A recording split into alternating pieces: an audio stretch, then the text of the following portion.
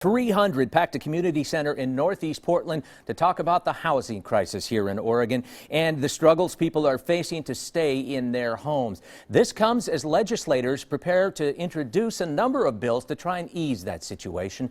KOIN 6's Jennifer Dowling is digging deeper now with more on the crisis. Jennifer. Tim, tonight we heard a lot of emotional testimony from those who live in Portland and about how their lives have been turned upside down essentially by a runaway market and how it's making it tough for them to survive. This is Gabriella.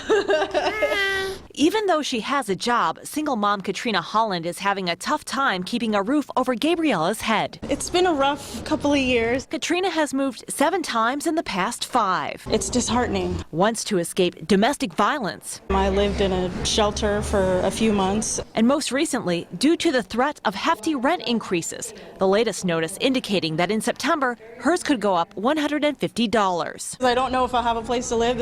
That won't be my first time being homeless.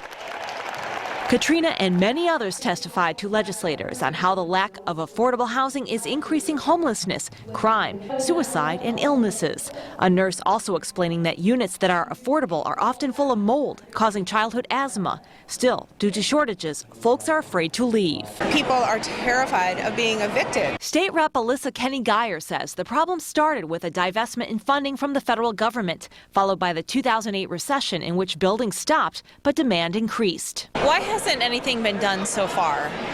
Well, we have been doing some things. We actually did last year in the legislature allocate $20 million for housing for people with mental health.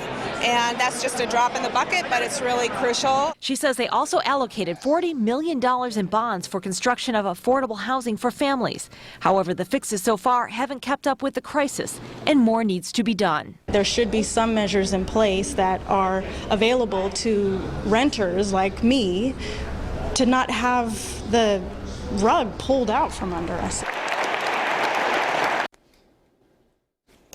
And Geyer says he'll look at putting a stop to no-cause evictions and will try to bring in more funding for affordable housing. Now, here's a startling statistic that came out of today's meeting. Moving disrupts a child so much, it typically sets them back 3 to 4 months in their education. Tim, back to you.